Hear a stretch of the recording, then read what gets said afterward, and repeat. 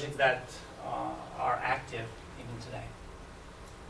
This is a snapshot, a screenshot of iReport. You can see the most basic elements in a report designer with your main design view with the toolbars, property views, outline view, and all that stuff. I have a screenshot missing from this presentation. It would be a screenshot of our newer product, Jaspersoft Studio, which is an Eclipse plugin. iReport is a NetBeans plugin, and now we're doing this all over again for Eclipse. So we are trying to cover. I was in favor of an Eclipse move because in Eclipse we have much more opportunities to integrate with other open source tools, because many open source product vendors are in the Eclipse world. This is a screenshot of Open Reports. You can see this is the result of a tabular report, and on the top you have controls for pagination and for parameter input. Well, it's not in this screen, but that's what you can do with Open Reports. You can run reports in an interactive way. Well, after 2005, when Jaspersoft has been formed and more resources were put into this open source project, we basically try to extend our reach. So we, on top of the library, we have added functionality ourselves. I mean, we came up with what we call JasperReports server, so that, again, we provide our own solution for deploying reports and avoid users having to code themselves around the library. So some of these features are obvious for reporting or BI server. You have to have a centralized repository with secure access. You log in with username and password. And we have scheduling, so you can run reports in the background and have their result delivered by email or stored in the repository. And we also went beyond reporting with data analysis, like OLAP, slice and dice, and all that kind of data processing. What's important is that we try to stay true to this goal of making our product flexible and extensible. So you can take our server and change its UI, call its services to web services, either REST or SOAP. So you can make it look like your own product, and it's all open source. So we're basically giving more value to our open source stack. Of course, on top of our open source stack, there are commercial modules, but they're not mentioned here, like the ability to create simple reports in a web designer environment and all that stuff. But if you don't need that kind of stuff, the open source server is probably fulfilling 9% of your BI reporting and data analysis needs. This is a screenshot of JasperReports server. You can see I have the repository. I can search and look for my reports, and I can click on them and run them and see the results immediately, or schedule them and have the results sent by email at a later date and time. This blue default scheme can be changed, and it will no longer look like JasperReports server. It can look like your own application, and you can integrate with it either through HTTP integration or web services. So it can be customized at a very fine level. We saw how others contributed to our stack. Like they provided designers, they provided servers with repositories and all that stuff. But there's yet another way to contribute to an open source project. And we try to make it more easy for others to contribute by opening up our API. So I said earlier, well, with JasperReports, you can run a report against any kind of data. We had to make what we call an extension point in JasperReports to allow others to write their own data sources, write their own query executors, to be able to provide exotic data to our reporting engine.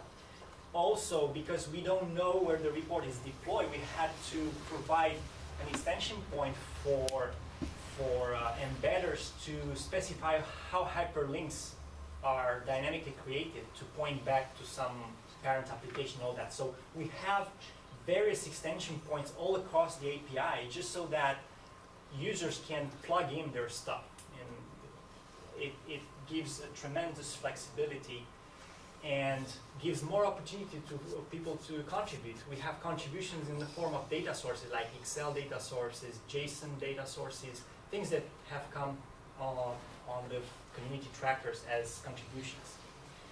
And also an important way to contribute is to contribute a special content. I mean, JasperReports started with these report templates in which you can put text fields, charts, images, maybe some sort of table-like structures. But what if I want some flash chart? What if I want a new type of barcode? What if I want maps? So we created an API, which we call the Custom Component API, and let users implement their own custom components. I mean, if there's a bar chart that we don't support, you have to implement an interface, and you can embed very exotic barcodes, as we'll see in a few minutes. Well, what's in front of us? We saw a little bit of history. Well,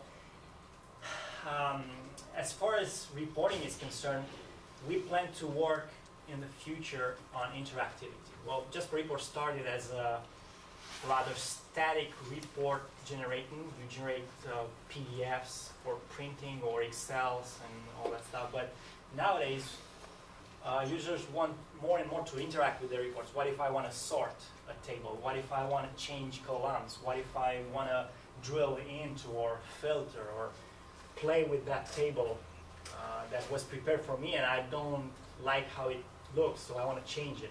All this kind of interactivity is something we're going to work. I mean, we started to work on, and it's going to keep us busy for months from now. We also made a move into mobile. We have an open source REST API, and we have a project on our Forge in which we exemplify how to use these APIs to create applications for mobile devices. So we have an iPhone sample application. What we can see in this screen is the content of the JasperReports server repository. I can browse the repository, pick a report that I want to see, and I see it in PDF or HTML format. I can change parameters and run it. So I can take the reports with me wherever I go.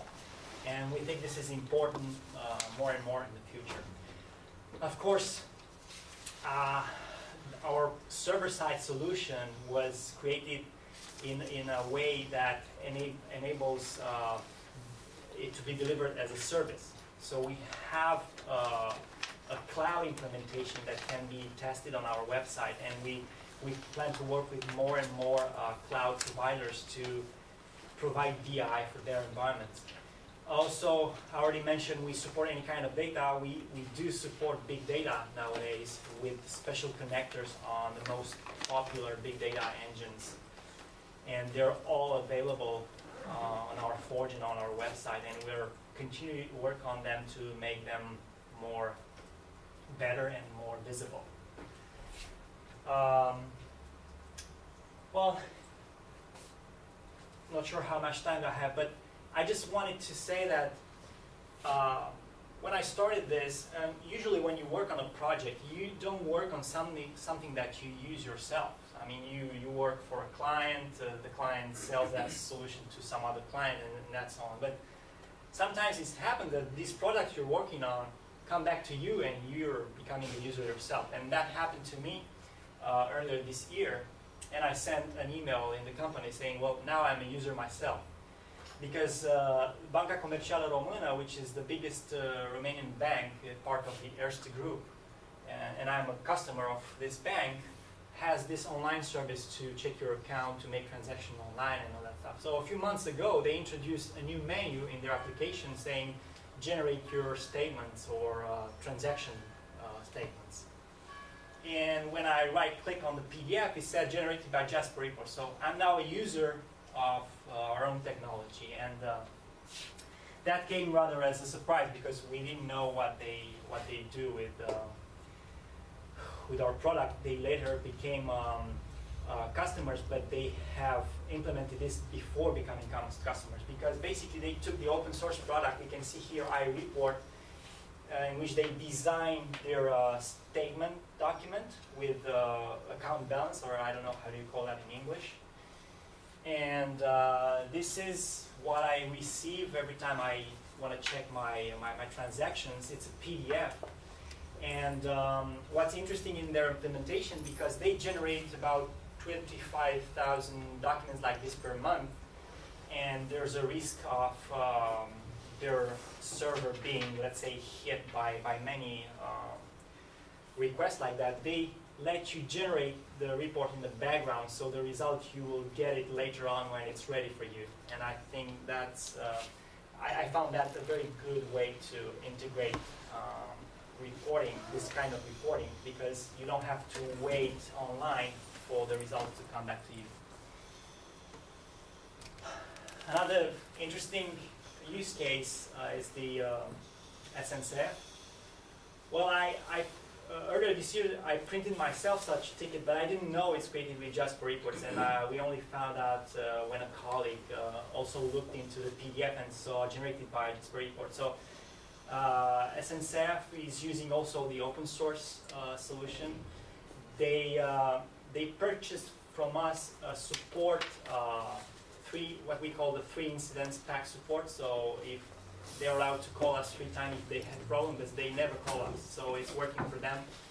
Apparently they generate about 60,000 tickets like this per day. And in this implementation, what's interesting is the barcode. It's not a type that we support, so they used our interfaces to implement support for this type of barcode.